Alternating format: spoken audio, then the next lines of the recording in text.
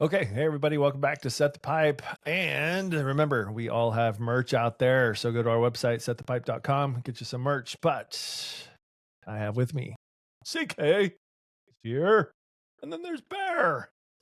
It's Howdy. just us three tonight. And it feels like forever that we haven't been on this thing. God, our lives are just so busy. It's crazy, but we've got some shout outs to go on. We've got some women's volleyball to talk about. We've just got some stories to tell. So fellas, let's have you guys send it off with some shout outs. Who wants to go first? I think Bear has to go first. I mean, Okay, Bear. his sits up there right with the best of them. So Yep. Bear, first of all, great to see you boys. Great to be Yeah. on here. I know we talk every day on the text, but it's like you said, Sully, it feels like we haven't been on here in a long time. And it's great. So awesome. So ahead, Bear. Yeah, I got a couple things. I've got some kind of sad news, and I got some great news. Okay. The sad news. Let's start with the sad news and finish with the good news. Sad news is my uncle passed away this weekend, and he was one of my biggest heroes. I mean, not to get too morbid, but my dad and him were about 2 years apart. They were best friends their whole life, and when my dad passed away 10 plus years ago, my uncle Ted stepped in and was my dad, and had a great relationship with him. And you're not supposed to have favorite uncles or favorites, but he was definitely my favorite.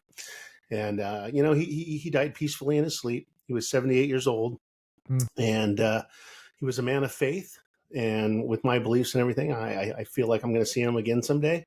But just my kudos to my Uncle Ted. He was a wonderful man, and one of the nicest guys you'll ever meet in the world. So rest in peace, Uncle Ted. And big condolences. Just a good guy, big guy. He was like 6'5", hands were huge, just a solid guy. But he was definitely a teddy bear. Awesome. You know, I was thinking, Bear, about today talking about some of my things, and you're still going to get to yours before I get to mine. But it's what makes life so amazing and so hard and so beautiful at the same time. You have two things to share. One you just did, and it's sad and it's heart wrenching. It's emotional. It's also amazing that you had such a relationship with him and how great he was. And you're so fortunate that you got so many years with him in this world. And then, man, this world's tough. And then you get some other stuff too that just makes it even better at times and makes you smile. So thanks for sharing that. And like I said, I wish I would have met him, but he was a great guy. I mean, ever since I was a little kid, I remember sitting on his lap and pulling on his mustache, and he was just a great guy.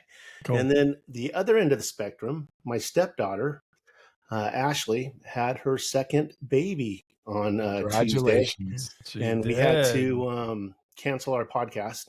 Yes, we did. But little boy, 6 pounds, Tristan Paul Seifert. Or Cipher. All right. So it's kind of weird how, bring in a life and another life ends, and it's just the circle of life. But what a week. Yeah. Well, anybody watching this on YouTube, right, the video will have pictures up of both. Yes. So everybody can take a peek of Uncle Ted and the big baby boy. Yeah. Good stuff.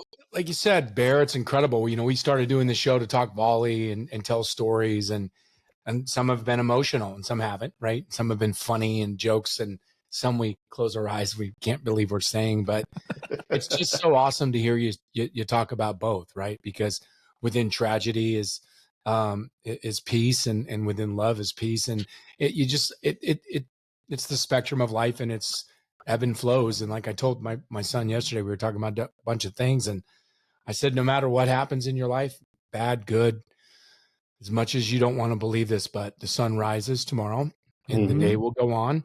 And the next day will go on, and the week will go on, and the year, and the 50 years, and it just keeps going. And you can either choose to get on and ride with it or not, right? And awesome. Congratulations, Bear. Congratulations. Thank you. Yeah, emotional roller coaster for sure. CK, still can't believe I'm a grandpa, but that's all right. Grandpa Bear. That's not a bad title to have, to be quite honest. But you had some family stuff too going on over there, CK. What's up? I do. Well, I'm going to go back in order. I'm going to talk about this one first. The reason I'm wearing the hat and the shirt today, it's Washington State, is this week is National Signing Day. So finally, this Wednesday, my son Braden is going to sign his national letter of intent, or whatever they call it these days, right? It's rad. with Washington State. And then we're going up on a visit this weekend. They play basketball against UW, and there's a football game against Louisiana Tech. So really excited, wanted to rep, Washington State for him and his dedication and his honor to reach this goal of his and to push it to the next one. So pretty awesome. The next one's amazing. I mean, my other son, Jake, got engaged. And he did. Finally. Wow. Finally, right? He's been with Chelsea for 6 years. We'll have to have them on there. She was a libero defensive specialist at UCLA during his years. Yep. Coach Tennessee. She coached it 3 years at Tennessee, and she's getting back into coaching. She's getting back into coaching club right now and doing a bunch of different things out in Texas. So she loves coaching. It's what she was probably meant to do and born to do. And so she's stoked to do that. But yeah, he surprised her. It was set up with a little engagement party afterwards, like a surprise party. He just did such a great job with setting it up with her mom, with her friends, with us, with everyone. It just was, a magical weekend, as you can imagine. Cool. They're really happy, and I'm stoked for him. And it was How did he propose to her? How down at Laguna Beach. Okay. So, they're both from here. They were flying in for a weekend originally to go to the UCLA Nebraska football game because I think it's her uncle or a cousin works in Nebraska. Her brother went to Nebraska and worked for the football team. So they were like, UCLA, Nebraska, we're going to come out here. They couldn't come for Thanksgiving. So they were like, let's come now. Right. So she probably had a little bit of an inclination, but he was like, hey, we're going to go to dinner with us, which we do all the time when they're here. Yeah, go down to Laguna. And then so they spent most of the day here. It was perfect. Nothing was, different. He took my car because they needed a car for the weekend. He left a little early and boom. Next thing you know, they're back at her mom's house in Costa Mesa with, 30, 40 people. They're surprising them and just celebrating their engagement. That's sweet. So great. That's cool. I mean, you've been calling that for a year now since January. So my future daughter-in-law. Future daughter-in-law. Now I can say it. And it's I mean, you guys know you have kids. And like I said, it at just a little toast is all you ever want for your children is the best. You put them in schools, you give them sports, you give them a piano, whatever, you give them love. That's the most important thing. And you just want what's best for them. And then when they get older, which is good and sad at the same time, you see your little baby that you used to hold is now a high school kid and now a college kid. And now he's living on his own and now he's engaged, but you just want someone to love him. Right. And she truly does. And she's an amazing, amazing woman. And I'm so happy for them both. They're going to have a great life together. Yeah, that's awesome. That's cool, man. All good stuff. You got something else over there, or is that it? Is that plenty? I think that's it for now. And that's the thing I was saying. Like, there's a lot of times, and when we started talking almost a year ago, I wasn't in a happy place. Yeah, and I think a lot of people go through ebbs and flows, and that's the biggest, thing that I was thinking about today before our pod. What I was going to say, and obviously I was going to mention Jake, and I wanted to, represent this, for Braden. And I was thinking about life is so tough. It's so challenging. It's so amazing. It's so beautiful. It's so wonderful. It's all the above. And, what you just talked about before, Sully, before the show, it happens regularly. And it's just, it's tough, man. It's a tough place sometimes to be. And, love matters and love helps. And, all of us surround ourselves with each other and with our friends and our family that give us that strength. And, for you, Bear, and me and others and faith and everything that comes with it, you just got to keep on trucking. Right. Mm-hmm. Because as I said earlier, the sun will rise and you either get up or you don't. And it's going to keep going with you or without you. So, I mentioned a buddy of mine, Scott, that was, he's signed up to subscribe on our podcast, and he's not a volleyball guy. He just loves our life stories. And he just went through a tough time a couple days ago and had his back today. So a little shout out to Scott. It'll come back around, buddy. But for me, we took Kylie, my youngest, on her first recruiting trip. Didn't know if you guys knew that. Yeah, we went to a junior college up by UNI. So it's called Hawkeye. It's her first one. And they actually offered her, she wants to do track and soccer up there. So she can be able to pull that off. So we met with the track coach and she's super excited. Savannah came through, got to see her and her boyfriend and her dog. And then Tegan tore it up. She actually got to play 6 rows in the third set this past against the number 1 team in the conference. And she had over 400. and she led the team in digs at 14. Wow. So yeah, she came in as a DS. They had a couple injuries to the first and second set, and then the third set, yeah, she had a 440 or whatever, and then had 19 digs. So, and then where'd she get her digging skills from, Sully?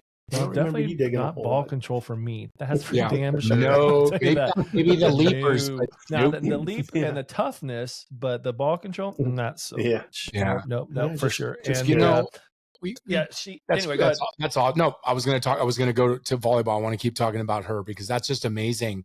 That you first got that opportunity to just go up with your daughter and see that, and like just for anyone to get that experience, it's awesome, right? Just to be on a campus and talk to coaches and talk about what they want to see you do. And kudos to her, kudos to you guys, congratulations, that's rad. Yeah, it's been fun. Then we got our son going up for he's not in athletics anymore, but we got him all scheduled up for next semester in his classes. So we've been busy over here, man. We've been really busy. So yeah, all good stuff. And then, so let's just kind of pivot to what's going on in the women's right now. Not a lot of movement, boys, in the Division I rankings. Nebraska still has 61 first place votes. And then you have Kentucky, and then you have Pitt and Texas and Stanford as your top 5. What's crazy right now for this year is Texas A&M is number 6. That's crazy. Not traditionally the case. No. Louisville's at 7. They've been strong. Arizona State is another non-traditional in the top 10. They're at number 8. Purdue. I'm telling you, boys, careful on Purdue right now. And I'll have a little story about that in a bit from a local kid. And the top 10 is SMU. So you have Texas A&M, Arizona State, Purdue, and SMU, non-traditional, right? Top 10, all in there. I think that's exciting for women's volleyball for sure. We got to talk about Wisconsin. Wisconsin's number 11, Creighton 12, Kansas 13, Miami, Keno is still hanging at 14, North Carolina at 15. Not a lot of movement, like I said, 16 TCU, SC at 17. Indiana, they're out of the blue too. They're number 18 right now. They're having a great year. Tennessee's 19, Minnesota number 20, Baylor 21, Colorado 22, BYU 23. Penn State is still in the top 25. I know they struggled a little bit, and Iowa State at 25. So, well, in Colorado, go back to Colorado at 22. That's huge for them. Like, you know, one of my best friend's daughter, our best friend's daughter plays there, and we're following it, you know, more than we ever have, you know, Colorado in general. They're winning a lot of big matches they haven't won before. And it's great to watch them. And to go back to what you were just saying about all those teams that normally aren't ranked. Yep. New era, volleyball being played at such a high level all over the country in so many high schools. They gotta go somewhere, and they all can't go to the powerhouses that once were. Plus NIL's bringing that in different ways. You know, just this weekend, I ended up not going, but was the Southern California CIF, which is the Southern section, girls volleyball championships. Mater Dei lost in 4 to Sierra Canyon. Ooh. Those two are probably either 1 and 2 or 1 and 3 in the country, right? Santa Margarita, like my kids' school, they won Division II in a 5-game thriller.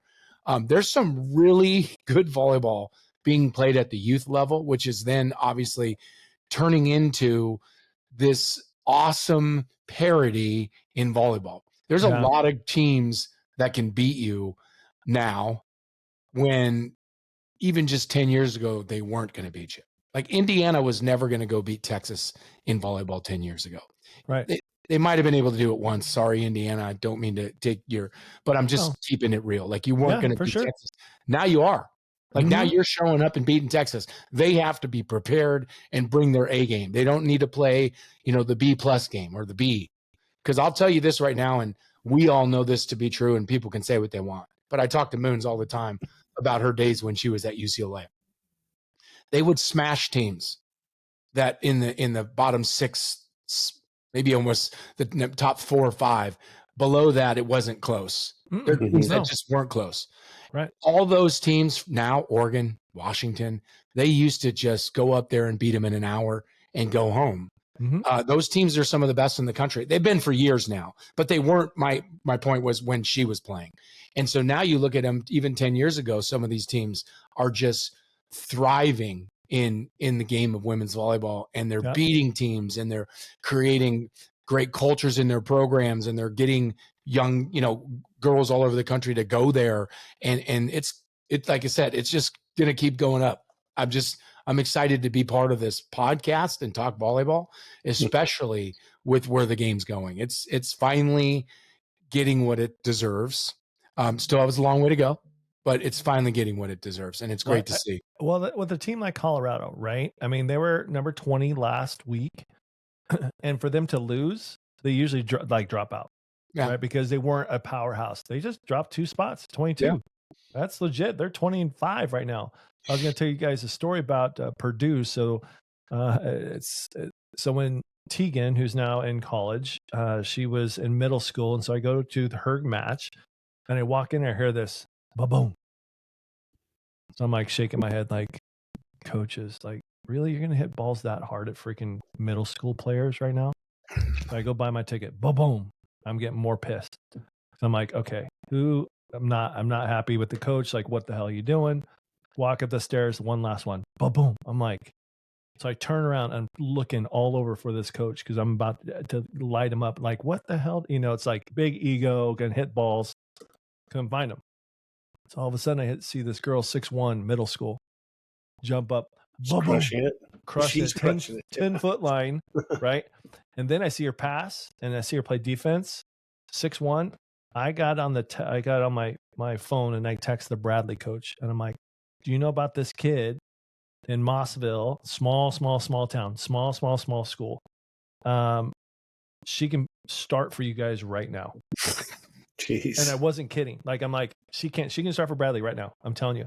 And she's like, I have no idea what you're talking about. Send me a video. So I sent her a video. She's like, holy crap. Who is this kid? I'm like, get on her. She is a generational kid for this area. Sure. That was my text. So long story short, she's on Purdue, leading their team. Oh. She's a semifinalist for National Player of the Year. What's her name? Cool story. Kenna Wallard is her name. In Purdue. Yep. She's in the top 14 of the best players in the country right now. And I know you're not trying to give yourself credit, but that shows you what kind of recruiter you are and that you can eye talent because you saw it. Dude, she was unfreaking believable. I'm like, get on her right away. Who else? We talked about Wisconsin. So we have Furbringer. Yeah, Charlie comes back. Yep. Coley, I mean, take it away. I know you talked to Furbs a little bit, and he was just really, just really proud of her, and she set great. Like anyone that comes off of an injury, from any kind of an injury, especially one that's not like just, you hurt your finger, you're back in a day, but like shoulder, a decent amount of time, a shoulder, a knee, things like that. Sometimes you might be a little bit, I was scared is the wrong word. Nervous. Yeah, she was apprehensive. Yeah. Apprehensive. She wasn't. She went out and she just played great. She set the ball. She looked like she didn't miss a beat. And that's going to make them a palatable and formidable team here down the stretch. If she can get back to where she was, and they can get back to where they were, they have a chance to go really far. They're good. Yeah. They're super talented, and she's one of the best setters in the country. And when you get your quarterback back, you have a chance to win. I will say this, and I want to say this again. I said this about Long Beach, and I was right, but I was wrong, but right. I said no one was going to beat Long Beach, and I said they were going to win the national championship. And I said, they may. I don't see anybody beating Nebraska. And if they do lose, I'm going to go ahead and say what I said last year. They're still winning the national championship. They're just better than everybody. And that was like I said about Long Beach. I thought UCLA got really good last year. SC got really good last year. There were some really, really good teams at the end of the year. But Long Beach got good too. And they're just better. And that's, again, this is one person's opinion. But I just, watching them as much as I've watched them this year and as many matches as I've seen, I haven't seen everyone play. Watched Texas a lot, Tennessee, a lot of SEC, a lot of Big Ten, a little ACC as well with Pitt. And I just, when they're playing, their match, no one's better than them. And when it's hard to play teams like that. Here's a philosophical question, Bear, including you, because you're a current coach right now. So what's going on in Nebraska? Because they're so deep, they're constantly changing the lineup, right? I'm huge on chemistry. I think chemistry kills all the time. I think the best chemistry team out there has the best chance to beat a more talented team, right? So the question is, so if Nebraska is doing this, how many teams are going to be following suit? You need the personnel to do it, though. That's the difference. No doubt. I think. No doubt. But do you think the trend will follow Nebraska? Well, again, again, this is me talking. My opinion. I don't want to know both of you guys' point of view. People to start throwing, takes down. But what they're doing right now is unique, and they seem, again, I don't know, but they seem to all be on the same page. And it's hard to get an entire team from bench to starters to not be people that are bitter, people that are angry, people that thought they should have started, got paid, didn't get paid. I could go down the list. Sure. And you just said it, and I believe this. When you have a team that truly is all bought in, which you usually see in Olympic teams, right? When these guys get together and there's no ego, it's really hard to beat teams like that. And then you throw on talent, then you can't beat them. Like that. That's what I was saying. It's a perfect storm. It's like how do you beat a team that loves each other, buys into everything, and better than you, like physically, So I don't know. They're the number 100 team in the country, RPI. Are they going to do this? Say that again. Are they going to follow suit, as in not using their same 8 to get chemistry going, or they have established 8? They're actually going to. I just think it depends, like Coley said, a little bit on the personnel. And then why are they rotating people through? Because they can. They can. They have the talent. I mean, I don't know. Danny, I'm sure. Danny always. She's brilliant, right? But yeah, I mean, I'm torn on that. Like when we played at Long Beach, all right.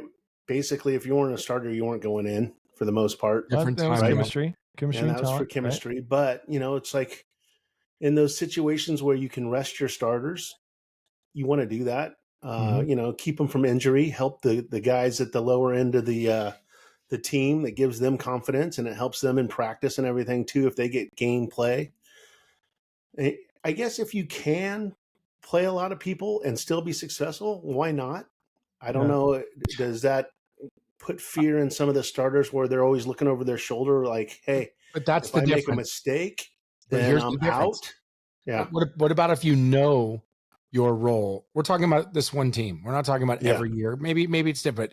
If you know your role, and your role is you're the third outside hitter, and you're going to come in every second match and play a few games or whatever the rotation and play, then you're never going. I shouldn't say never. Of course, you're still going to want to be there. But the way I look at it is like if you watch NBA basketball, like if you were to watch the playoffs and everyone's healthy, they 7, 8, maybe 9-man rotation because they play 48 minutes. They don't play 12 guys. During the regular season, they times play 12 guys. Like the last 2 Laker games, guys were hurt. Bronny's getting a ton of minutes. There's tons of guys getting a ton of minutes that are real games that matter. And so in volleyball, you don't see that as much because you don't get that much. But like I kind of see it like that, where they have that much talent. They have people that love their roles and can play it. And they're just making sure that everyone's not happy, but they're ready to compete whenever they need to. And if something's not going right, they have plenty of pieces that know how to make it right. And by playing all of those folks at different situations during that time, when you can, I think it's a huge advantage when you get down to the nitty gritty of the finals and the playoffs. And when someone rolls an ankle, like we saw last year in the when she went down, they still were good, but they just weren't that. Imagine if someone was playing 20 games minutes, as an outside hitter and swung not at 5 balls, but swung at 150 or 200. Yeah, I'm not saying it will. Could make a huge difference, and that gives them an advantage. I think. I really think it does. Yeah, I was when we went to Kylie. It was by you and I, so we watched their senior night. We just hung out and like, shoot, we might as well make it a full day. So we stayed there and to watch Bobby use the same rotation and the chemistry and everybody knowing who was on their left, who was on the right, who were they going to go to. It was just this poetry in motion, and it's the same thing. I mean, looking at Nebraska starters before they rotate, same thing. Any of those high levels, it's really pretty to watch. And then you still seeing teams out there that are still trying to find a lineup that works. So Mike, you have 2 weeks left of like you're almost done. Like you're still looking for this thing, right? Instead of, okay, let's go with these guys and get chemistry. So that's another question for you guys is, all right, late in the year, and we're not talking like, hey, let's get the freshmen some playing time for next year, right? It's just, they're just trying to figure out how to win. Is figuring out how to win is keeping that same lineup and just going with them, or still just trying to find lineups all the way up until the end of the year? Again, I think it varies in my coaching days, and it depends where you are. I mean, I'm never not trying to win, no matter what I'm doing. Right. I don't care. I'm trying to beat every team I ever coached or played in or whatever. But you also have to look at it, like you were saying, from that, depending, are you out of the playoffs? Are you in the playoffs? Right. But it's weird because I know I've been on teams in the past. I've coached teams in the past where like you thought you were going to be great and you weren't. And by the end of the season, you got 3 matches left and you're not going anywhere. You're still trying to find that last, even if it's that last match, they play their best and they go out on a win. So I'm still always trying to find that chemistry and never give up. However, if it is a high school or you're coaching any team, and you do have some freshmen and some ways to weave in some opportunities to let them get a little bit more reps and understanding of what it looks like, absolutely. But I wouldn't do it just for that reason if it would screw chemistry up. I think chemistry's always important, and it carries over no matter what you think, even though the season isn't for another 8 or 9 months. It still matters to people. Yeah. Well, it's coming down to the end. Bear, have you gone to a live match yet? Live I'm college take the 5th on that. match. Yeah. that was our goal this season. It's not done yet, by the way. It's not done yet. Dude, just go to UCI. There's got to be UCI's right there. Long Beach is right there. Come on, you don't even have to drive to UCLA. I'm just saying, everything's right in your backyard. You know, you can go to Fullerton. I should go to a Long Beach State game. Are they out? Are they done? I should. No, they're still playing. No, they're still playing. That's what we're saying. They're still playing. They played through Thanksgiving, bud. I got a couple weeks. I'm just saying. Okay. I'm going to look up right now for you. I am. Women's volleyball schedule and results. And I'll even get Fullerton. Fullerton's struggling. I should go because Long Beach a teacher I work with in high school, or at the school I work at, she's a huge Long Beach State fan. She has season tickets. Get yourself to the sandbar. Go enjoy. So it's I'm telling you. Do they have the sandbar open? I don't know. I don't know. I'd rather you watch the game than go to the sandbar first. To be quite honest, they're still good. They're 17-8. They lost. They lost to the Matadors. Wow. Lost to CSUN. Okay. Everyone at one point in their life loses to CSUN. They're 17-8 overall, 10-4 in conference, and they still have UC Riverside, Davis, UC San Diego, and Hawaii left. You're not going to Hawaii, by the way. Okay, they have two home matches left. Thursday the 13th, Friday the 14th. That's this week, Bear. Get there.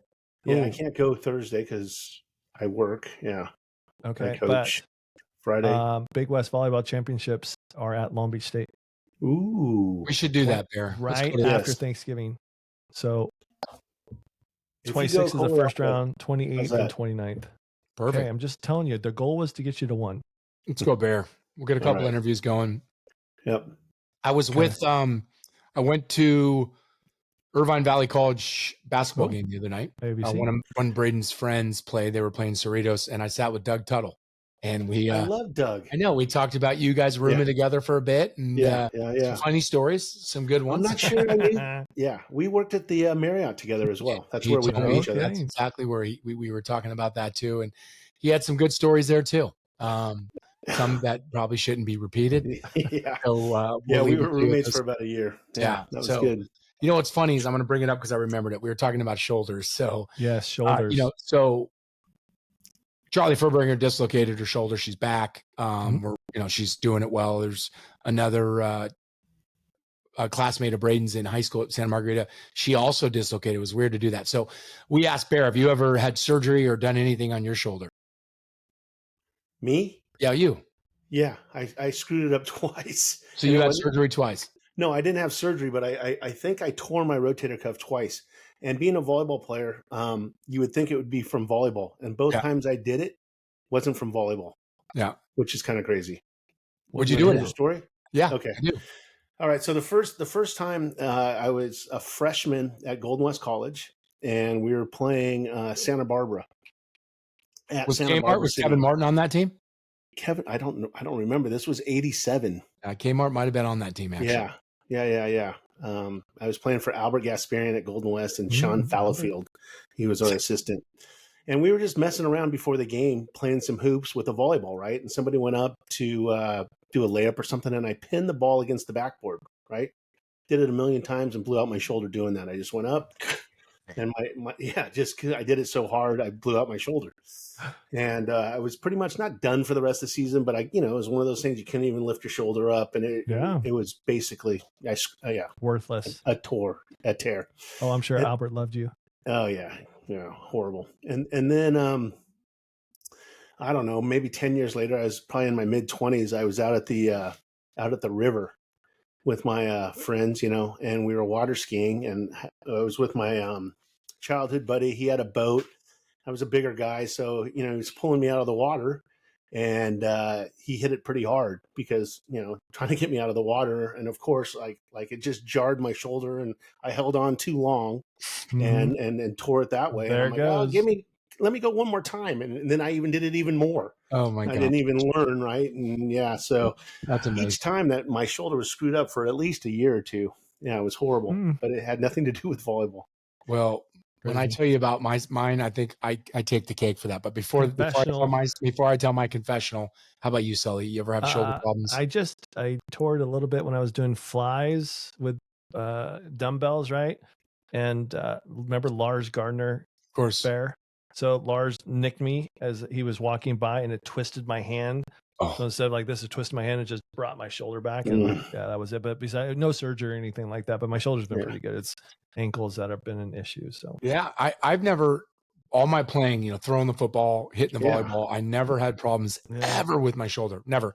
We probably had a million balls in our life, right? And then when I kind of stopped playing in I don't know when it was, my 40s maybe. No, I was in my 30s, I think.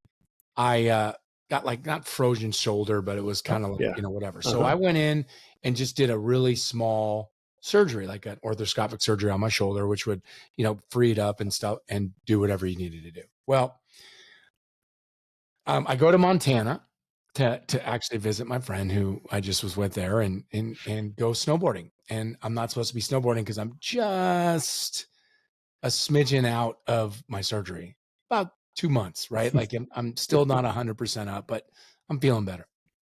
I'm like, man, I'm in Montana with my friends. It's Super Bowl weekend. I got to go snowboard.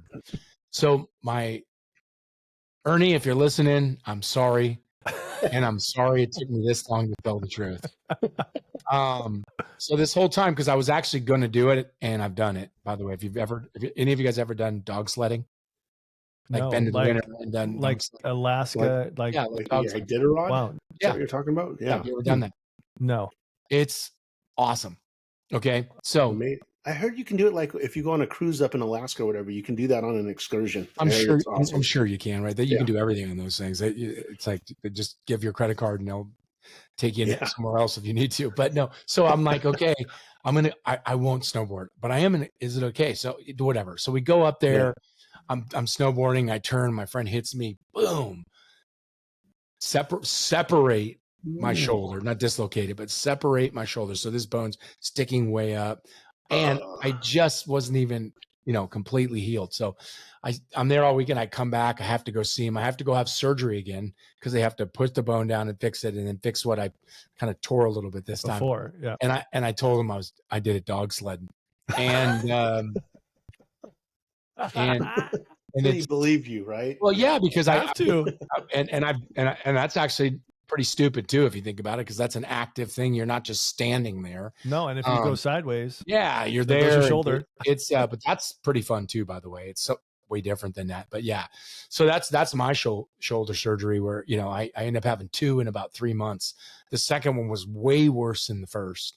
Complete, had to cut open, fix I ended up tearing like a little bit of my labrum, or my rotator cuff, the labrum, and then obviously my shoulder was separated. So, yeah, man, it was a rough one. I had to get skied out in a little big Yeah, toboggan. yeah. It was terrible. It's a rough day. 20-year confessional. Holy smokes.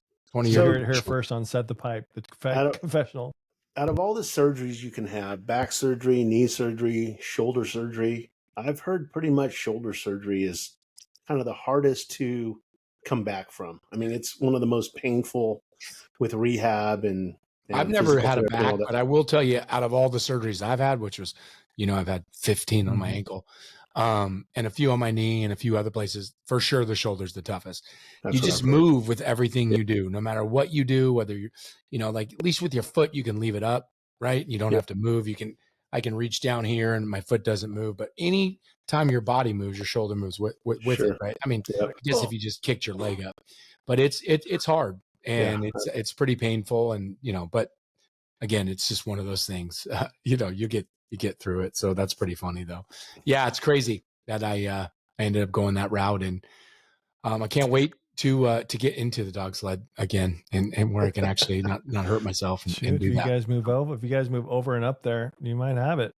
That's We are transportation. We'll do it. I'm gonna do everything. I'm gonna be living in a different part of the country for the rest of my life. I'm gonna embrace everything that goes with it. So I can't wait to try all that.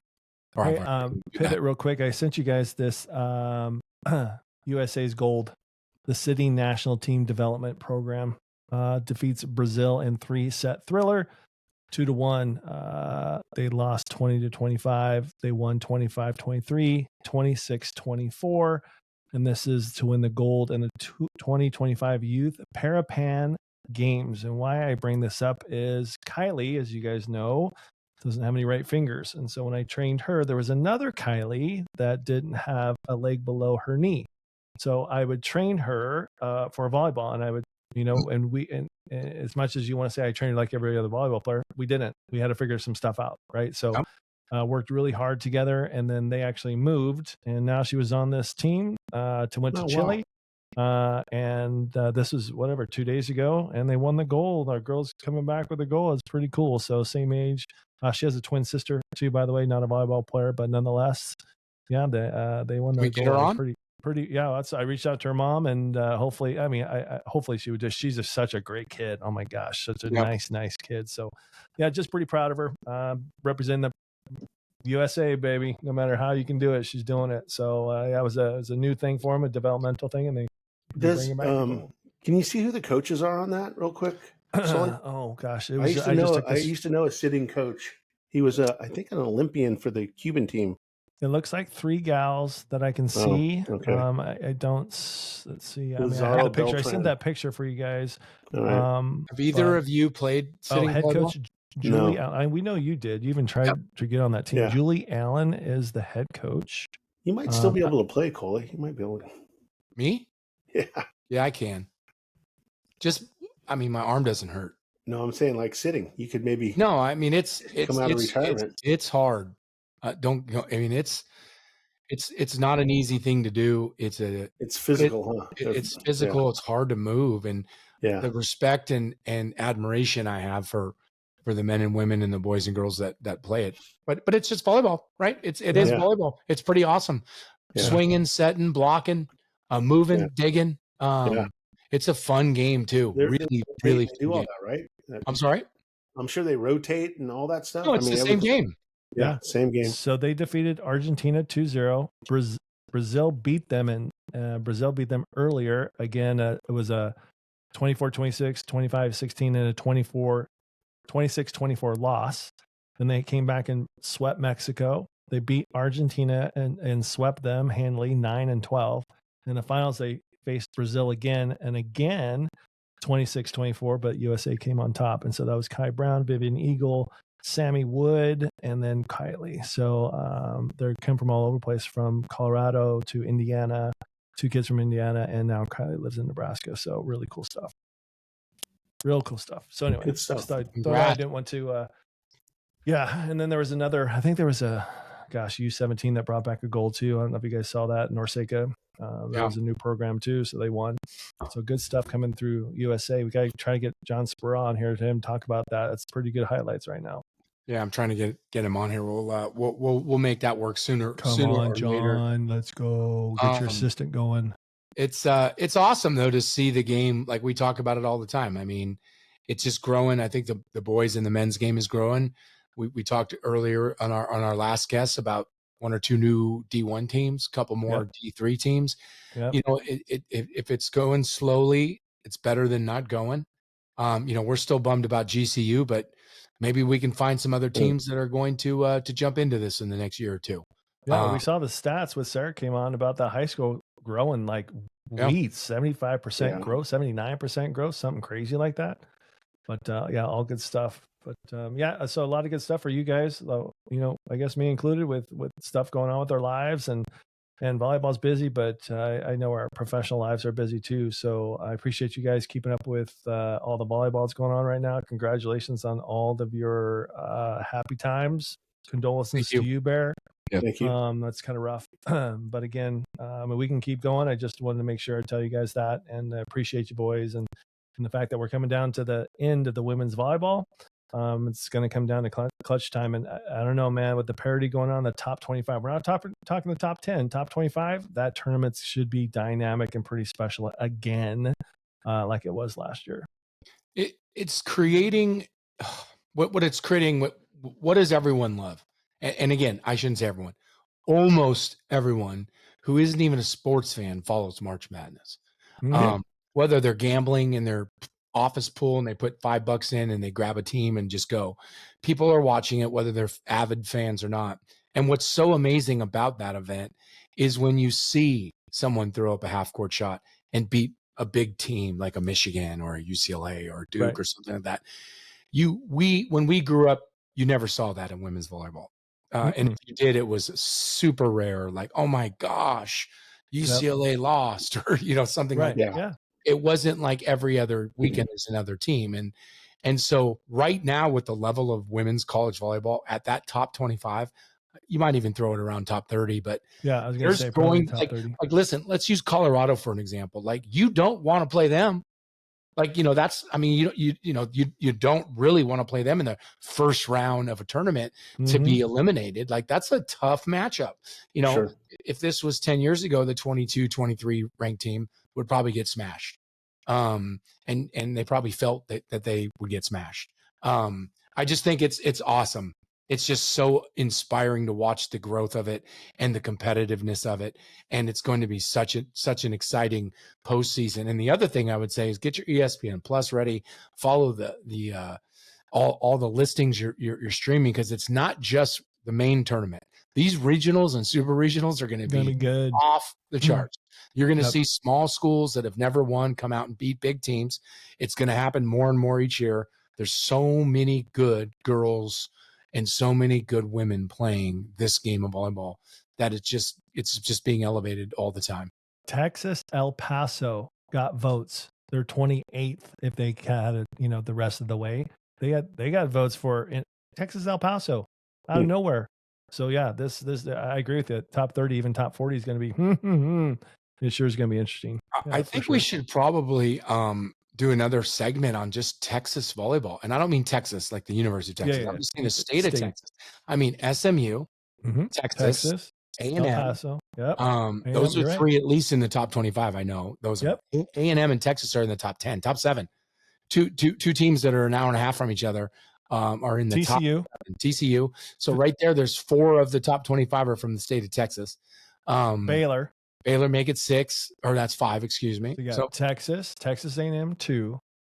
Then you have SMU 3, TCU 4, Baylor 5. Yep, and then you have El Paso just out on the fringe. I mean that's a lot of. That's a whole lot. It used to be that way for California. Yeah, it did. And I'd be curious. Whether we do it right now, probably not. But maybe I'll do a little homework and look at the rosters, and I'd love to see how many of all of those 5 schools we just named, what's the percentage of Texas homegrown athlete at those schools? 50%, 30%, 10%? I'd be curious. And just an offshoot on that. So I was watching some mid-majors, and like of the 18 rosters, there was 16 foreign players. Yeah. 16 in Division I. I was like, that's a whole international team right there. That was crazy. And then another one, 10. I was like, oh my gosh, That was a lot of players. That's a lot of foreign players. It's a lot, and it's more than you know. And I think that's the other thing we should probably talk about. And if there's a way to, ask John, right? But he has no control over it. No. It's like that in men's, like Washington State this year's basketball. I said this before because they recruit 8 of their 15 guys are from a different country, right? Like that's a lot. I know that. Right? I don't think I knew that. Yeah. Wow.